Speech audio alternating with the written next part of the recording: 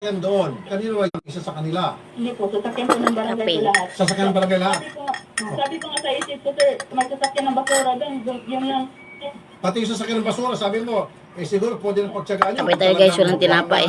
Ano sabi po nila? Wala po, sir, hindi Kape po lang. ako ngayon, hindi nga po, kinakausap ko Kinanghali na kami ng Pero gising. sinabi niyo po sa kanila, Masakit ang ulo ko. Uy, mga sir, may problema na kami, emergency sa bahay, yung tatay ko mukhang atake na ata. Nasabi niyo po sa kanya yun? Sa kanila? Yes po, emergency po yung inano ko doon eh. Tapos po, nung makigamit ako ng telepono, hindi po magamit ang telepono kasi nasa office at nakalock po yung opisina po nila. Okay. So, Ano pong naging ending? wala po silang ginagawa sir eh. Wala, hindi talaga sila natinang ng... So, paano po nadala sa ospital yung inyong pong tatay? Hindi Nadala na niyo po po sa nadala. ospital? Hindi po kasi may sumundo po sa akin sa barangay na kapitbahay namin. Sinabi niya na yung papa ko sumunod sa akin, nandun sa may damuhan, sa may kambingan ng kapitbahay namin, nakaupo na lang, tapos mahina na po. Kaya nagmamadali na po akong umuwi kasi wala po talagang mapapala sa barangay sir eh. Mga oras na po yun, ma'am, nung umuwi na kayo kasi wala kayong mapapala sa mga taga-barangay, sa mga tanod. Mga around 3:30 po. Okay. So pagdating niyo po doon sa malapit sa bahay ninyo, nandun Patay ang mga barangay. Barangay tanod. Gusto na maglakad papunta ng hospital. Yari. Kung nadatnan niyo sa ganung estado yung inyong tatay, ano pong ginawa Email niyo? muna bago rescue. Kasi nilalamig siya sir eh. Lagot kayo dyan, Tulfo.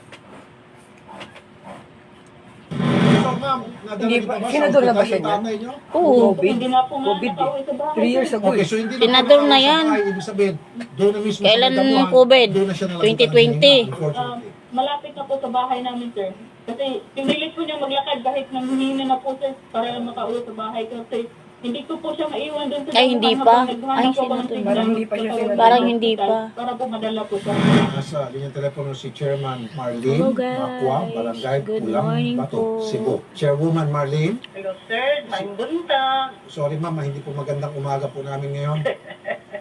Ma'am, ano po nakakatawa ma'am? Mm. Sorry ha. Oh, hindi pa ako tumatawa sa Tulfo. Opo. Ano lang nangyari yun dahil Bilmar, pwede po ho mag tayo kasi nandoon pa ka sa quarantine. Gusto ko sana tayo, mag-conference tayo. Huwag na lang paabutin ng para maanuhan ko yung mga tao kasi Ma'am, okay, first things first. Bakit po yung mga tanod ninyo, ma'am, ay nag-ML sa halip na dapat nag-duty at gising na gising para in case of emergency tulad nito, nilapit ni Belmar, agad-agad napakinabangan sila, nagawa nila ang trabaho. Sa Dolpo, galing sila Robing.